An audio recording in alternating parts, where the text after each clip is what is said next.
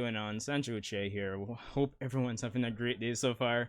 It's it's really hot right now, honestly, where I am. But yeah, I hope hope you guys are surviving the summer better than I am. But anyway, welcome back. And as you can already tell by the video title and the thumbnail, today we'll be talking about the rising of the Shield Hero.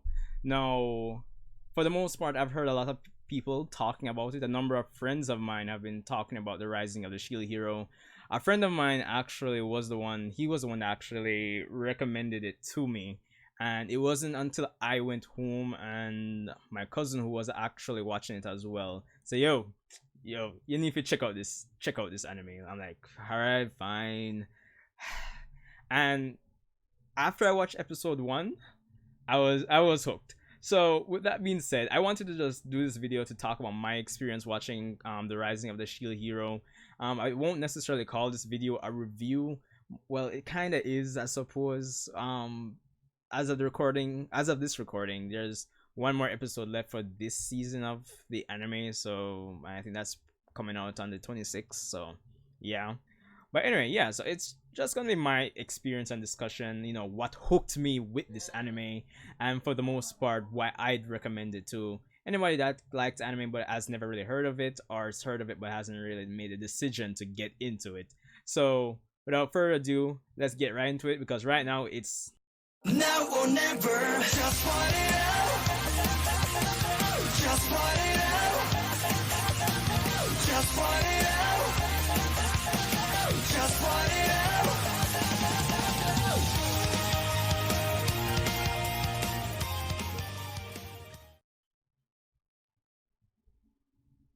Yeah, now or never. Kind of cringy, I know. But anyway, welcome back again, people. So, getting right into it, Rising of the Shield Hero. Just brief synopsis: it's an isekai anime, which it's a genre that deals with having the main characters transported to another world, taken from their world to a next world. It's usually like a fantasy based kind of setting with these type of anime. But funny enough, I actually don't have a lot of experience with isekai. I've only watched like Dot Hack Sign back in the day, like Toonami days. I haven't even watched Sword Art Online, but I don't think I'm missing out much really by not watching Sword Art. But you get the idea. So, getting into this one after the recommendations of my cousin, all these ants. Yeah, sorry about that. Yeah, based on the recommendation of my cousin and my friend, I finally got into it. And as I've mentioned, by the end of episode 1, I was definitely hooked. The anime kind of just deals with the main character, Naofumi Iwatani, and he's transported to the country of Melromarc along with 3 other quote-unquote heroes. Now, apparently, they've been summoned there to defend Melromarc and that world from what's known as waves, using the legendary weapons of the sword, bow, shield, and spear. Yeah, that's essentially it. But for the most part, I'll try to keep spoilers to a minimum, but for the most part, a lot of people seem to hate the Shield Hero from the get-go. Now, by the end of episode 1, or even before we get to that, honestly, it kind of starts off pretty chill, pretty basic, nothing extraordinary. Now, Fumi himself is pretty... He's 20, he's a college student. He just kind of seems neutral. Nothing special about him, pretty bland.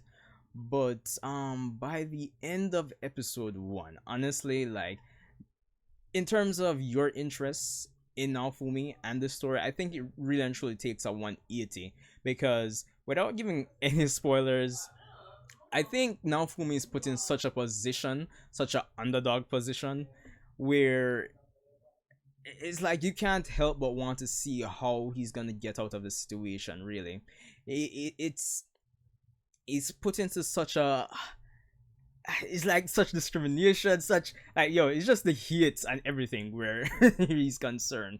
And he's put in such a position that he has to kind of use his. He's not painted as a light Yagami or a Lelouch, but he has to use his wits to kind of survive in this world that he was forced into, and into a society that essentially hates him, and he has to kind of work his way up from the bottom. So it's kind of like that, kind of like a Naruto vibe to it, honestly. And to me, that's what really and truly, well, that's one of the things that makes it really appealing in terms of Rise of the Shield Hero. Now, as you're watching on, you know, this anime has a great balance of, it's like it wants to, it still appeals to those persons that appreciate the anime cliches, like the harem, especially with these type of anime, like with the harem setting and all of that, and you know, this fantastic world where you think the hero would have things go his way from the start. But I think it's just them appealing to that, but doing it in such a way that it's justified. It's not overblown. And as we go along, and we see Naofumi make comrades and get persons for his party. It's just, I think one of the biggest appeal of the Rising of the Shield Hero is Naofumi as a character himself.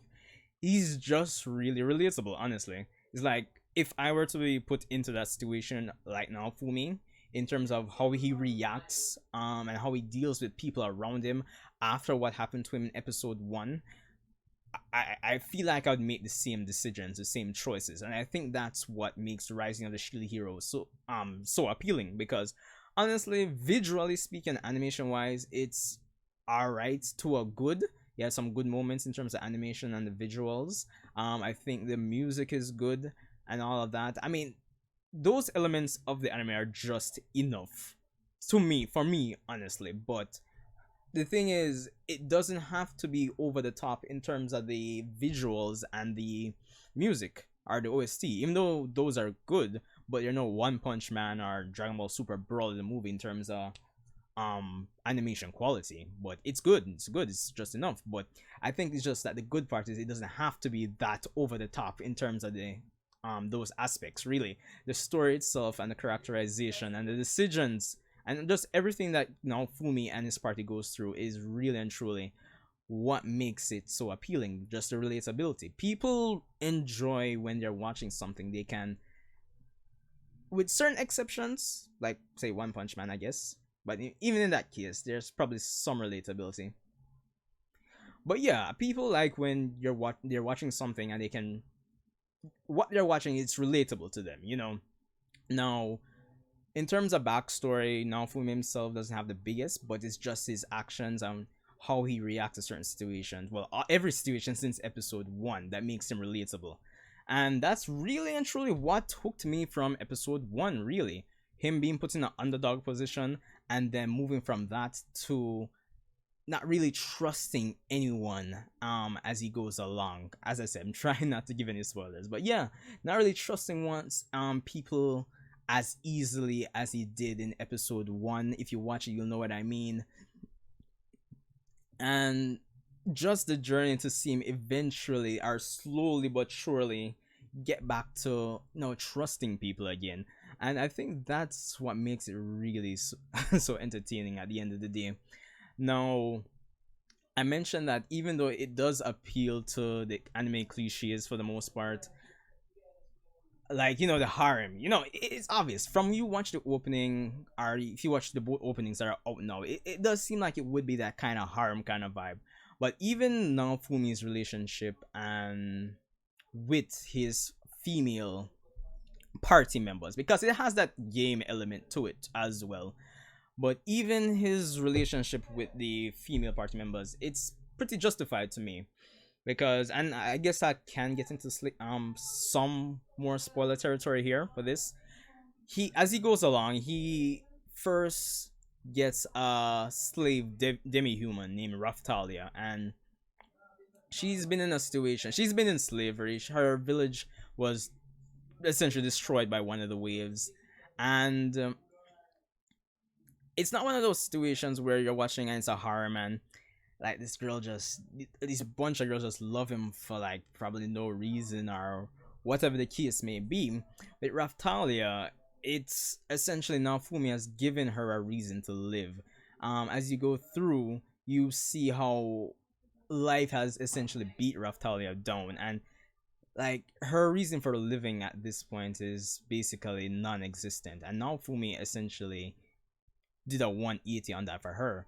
And it's not done in such a cliche, mushy, lovey-dovey kind of way. Now, Fumi possesses a shield, and he needs party members to be his sword, so to speak. And Raftalo is the first person to actually do this.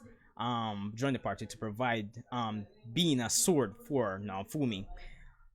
And Naofumi doesn't like take her in out of the goodness of his heart. But at the end of the day, or from the start, he wasn't a douchebag to call it that. So now Fumi treats her appropriately, like he would treat anybody else, and he only forces her into combat when he has no other choice. But for the most part, he treats her well. And it's stuff like this that really appealed to me with this, with Rising of the Shield Hero. It's just that the character interactions between Naofumi and Raftalia, and as we go along, we have another character named Philo that joins them, and Naofumi is essentially she's essentially a bird that can transform into a human girl. Um, she's the first person. Well, Naofumi is the first person she sees when she's born, so it just feels like a lot of the character dynamics between Naofumi and everybody, it's pretty much justified, and it's not forced or contrived or cliche, so to speak. And because of that, the anime kind of comes off as refreshing, even though it doesn't have that grand visual spectacle that, like, say, One Punch Man has, for instance, season one, more so than season two. So yeah, that's really and truly it.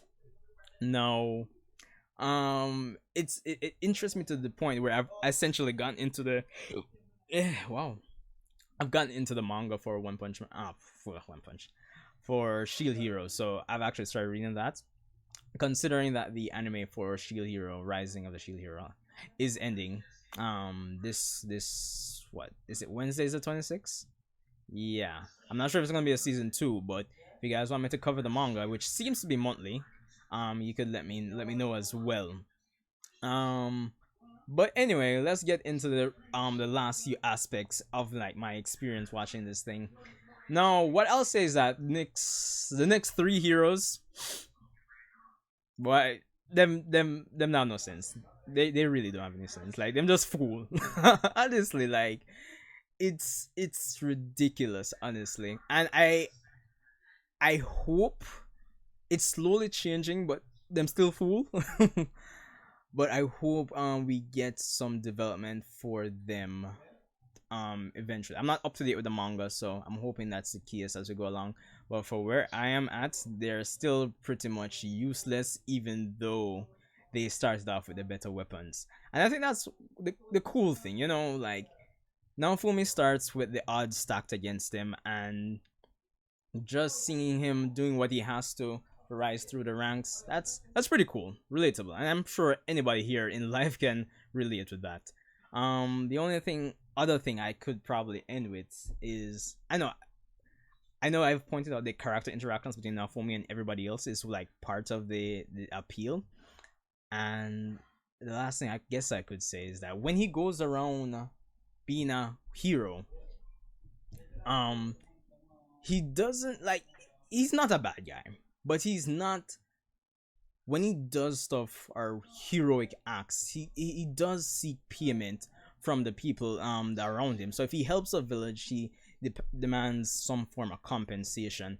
And it's, as I said, it's just something that any of us would do if we were put into the situation. And I think, and that's what really makes it appealing. If he saves a village, he needs some kind of compensation, and it's just to kind of help offset the disadvantage or the